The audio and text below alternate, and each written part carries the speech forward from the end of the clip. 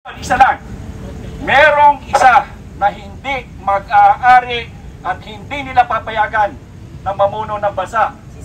Si Sara Duterte. Hindi pwede. Hindi pwede si Sara Duterte. Ayaw, hindi Pilipino ang umayaw dyan. Yung mga Pilipino nag-ayaw-ayawan dyan, dinidemonize lamang si Sara Duterte.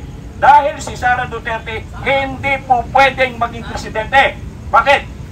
Neutral ang kanyang posisyon sa Indo-Pacific.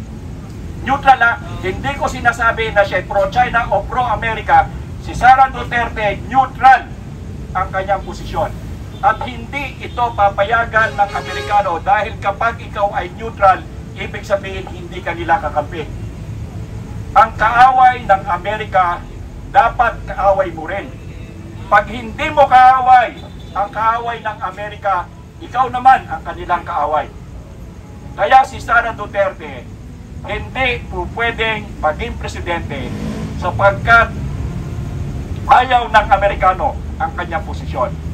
At yan ay alam ni Sara Duterte. Hindi ba sinasabi niya na ako ay papatayin? Yes. Narinig niyo yan?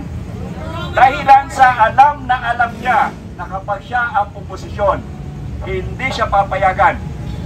Eh kung si Trump ka, inassassinate eh. Presidente na ng Amerika. Eh sino pa si Sara? Hindi ba?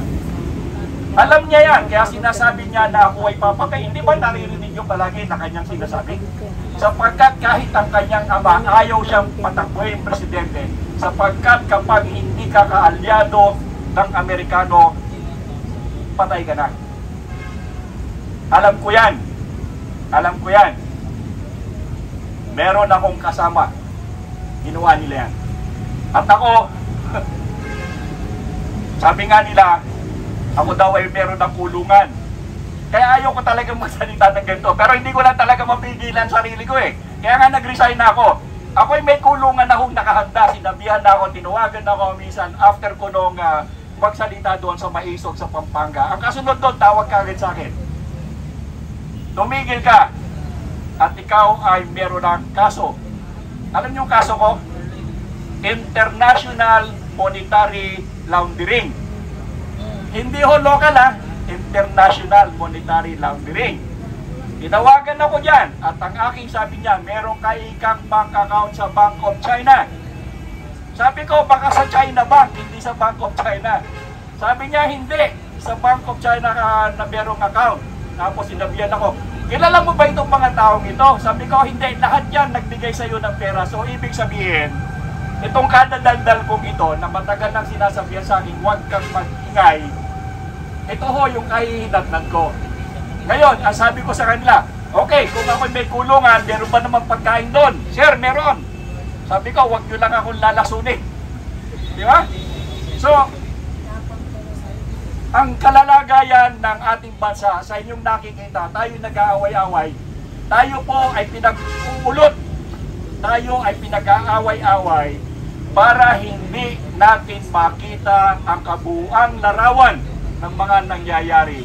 Gumagawa na sila ng mga permanent structure sa Subic, maglalagay daw sila doon ng gawaan ng bala, tuwan-tuwa naman yung iba sapagkat hindi kami magkakatrabaho, pero hindi nyo nakikita ito'y isang manipulasyon.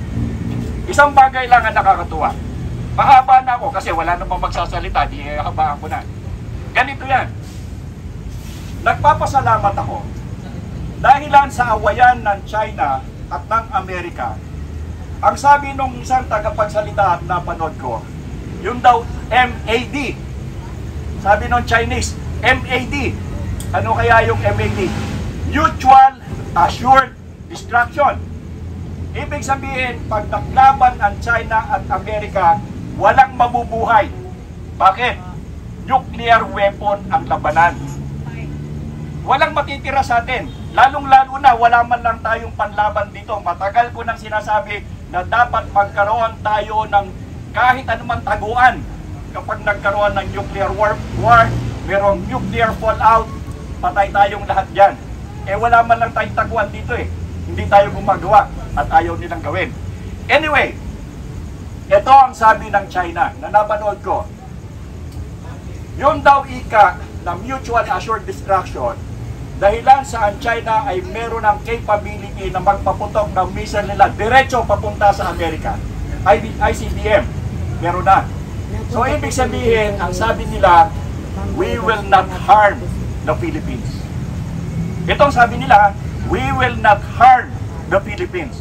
Kahit na nandito ang mga Amerikano, sinasabi nila, we will not harm the Philippines. You know why?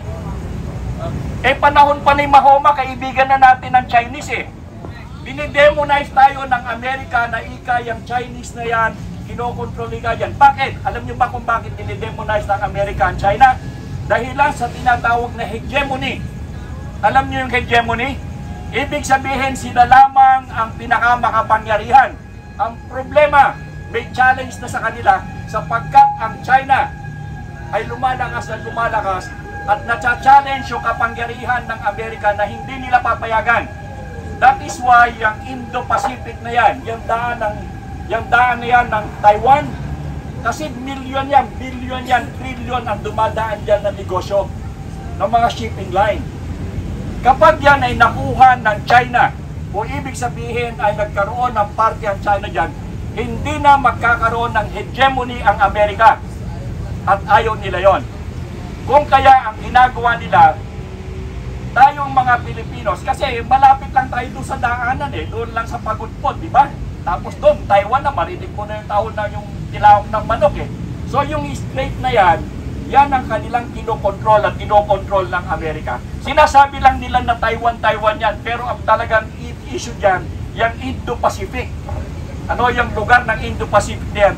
Control ng lugar at hindi papayag ang Amerikano na yan ay mapupunta sa China o magkaroon ng bahagi ang China. Dahilan sa hegemony. Pero nakikita natin, ang Amerika ay pahina ng pahina, lahat kinakaangan ng laban hanggang sa Venezuela, hanggang sa Iran, hanggang doon sa Middle East, lahat kinakaangan nila, pati sa Pilipinas, but they can never fight at war. Tatandaan nyo, wala pang ipinanalong gera ang Amerika after Vietnam. Nanalo ba sila sa Afghanistan? No. Talo. Anong ginawa nila sa Libya? Sinira lang nila. Tapos ngayon, bakit? Anong meron sa Libya? Kinuha nila yung langis. Hanggang ngayon, sila nagmamando doon. Sa Iraq, ganun din ang kanilang ginawa. Sinira nila ang Iraq. Pero yung langis nilang Iraq, sila ngayon na nagmimina. Afghanistan, dati, yung kanilang pati, sila nagmimina doon. So, ito yung kanilang ginagawa. Now, the Philippines, ganyan din ang ginagawa sa atin. Pero, para hindi natin makita ang ginagawa nila, tayo ang pinag-aaway-away.